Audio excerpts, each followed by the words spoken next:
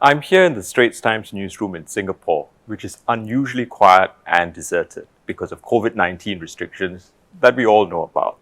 Now, the scientists were quick to develop a solution, effective vaccines, yet our response has been slow, hampered by populist politics, global inequalities, and a pandemic of misinformation. This has allowed the virus to spread further, mutate, and compound our problems with new waves of infection. The past months have made plain how difficult it's going to be to tackle that other looming crisis, climate change. The science is clear and getting more so by the day. The extreme weather events we have been witnessing all around the planet are signs of what could lie ahead. Yet here too, politics, inequality, and misinformation make it much harder to forge a consensus on the way forward. And this is where professional newsrooms have a vital role to play by establishing the facts and presenting the arguments and communicating these to our audiences in a clear, credible, and compelling way. Which is why we are focusing on climate change for this year's World News Day. Global warming is the story of our generation. We will showcase the work of newsrooms all around the world, telling the stories of how climate change is already impacting our communities and how these communities are responding to this critical challenge of our times. I'm happy to have my colleagues with me now, David Fogarty, the Straits Times' climate change editor, and Audrey Tan, science and environment correspondent. Welcome to the show, guys. Battling climate change is an enormous undertaking. Now, my head just hurts thinking about it. Audrey, what is the biggest challenge of our generation in tackling climate change and climate action as well? Yeah, Haryanto, I can empathize with you completely because it's a topic that keeps me awake at night as well. But I guess there are two key challenges that I personally see. The first is that there's not enough political will to tackle these issues. I mean, right now we are seeing a lot of net zero emissions pledges made by governments and companies, but there's really a lack of clarity about how people are going to get there. So it sounds nice on paper, but if you're not really sure how to achieve it, it really puts us all in a bind. So that's one. And secondly, I guess, from my interviews and speaking with people, I feel like there's not really a lot of motivation to kind of rethink our future. Instead, there's a lot of focus on how we can maintain the status quo, how we can continue living the lives that we lead or that we want to lead. But as the climate crisis has shown, status quo is not going to be the answer. I mean, status quo is what got us to the situation where we are now.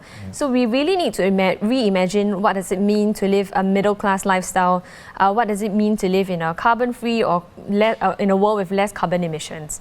So I think these are two challenges, obstacles in tackling the planetary emergency we're seeing now. Right. And this is a critical topic to report, right? Already countless articles have been published about the irreversible damage the world is facing. But in your roles as environment reporters, how do you make climate journalism interesting and engaging? Because you said, right, earlier on as well, those challenges. So David, your thoughts on that?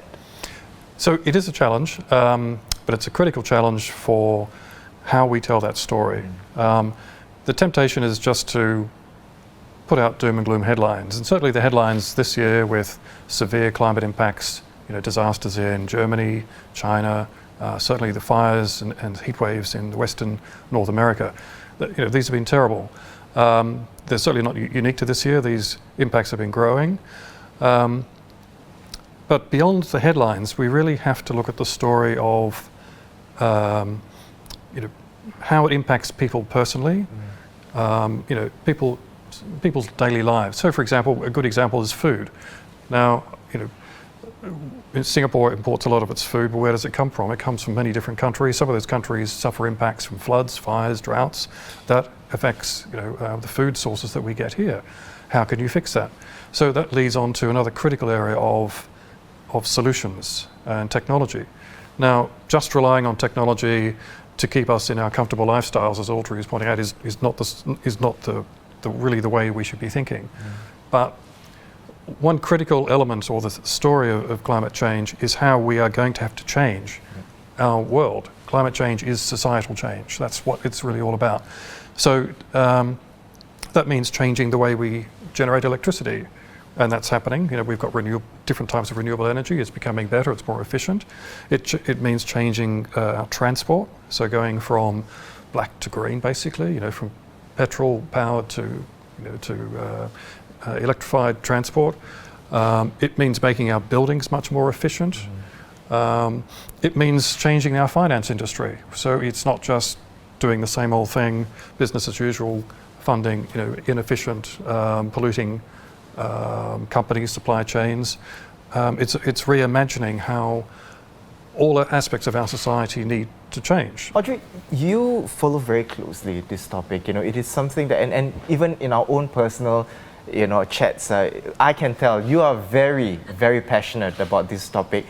Throughout this whole time that you've been reporting on climate change and on the climate crisis, has reporting changed for this topic? And if so, how has it changed over the years?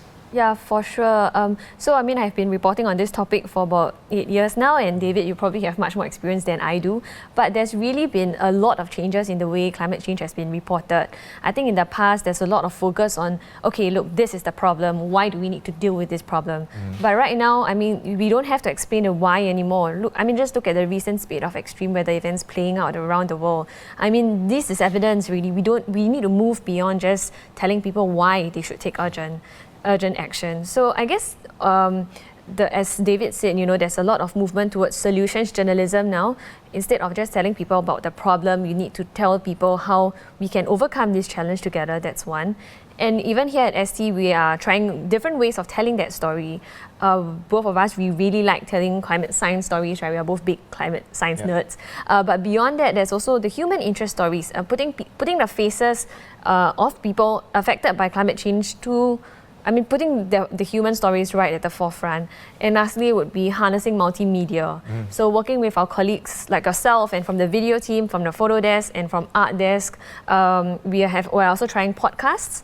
So do tune in to our Green Pulse podcast. And right now, David and I are working on a series of climate change comics. The first will be out next Monday, so do check it out. Oh, that's going to be exciting. Now, just to round out our discussion today, David, any final thoughts? So, the reason why climate journalism has to change is because, as I said before, it's affecting all aspects of our lives. And that therefore means that any journalist is going to find at some point a climate change sort of influence. And I'll give you a great example, the Tokyo Olympics. There was a period of extreme heat. It was affecting the spectators and the athletes to the point where it then got the conversation going about how extreme weather is affecting big sporting events, say the summer tennis in Melbourne, for example, where heat has been a problem. That's going to affect how sporting events are held in the future. When, at what time of the year do they have to shift? How do athletes adjust to the heat? So basically, in a newsroom, all journalists will have to be climate and environment journalists at some point, because you can't. The whole narrative of climate change has just shifted over time from extreme impact events and headlines to how it affects basically everything that people report on. And these are real-life manifestations of the impact of climate change that we see in our day-to-day living. Well, thank you so much, Audrey, David, for coming on to the show to share more on climate journalism on this World News Day. I've been speaking with our climate change editor, David Fogarty, and science and environment correspondent, Audrey Tan.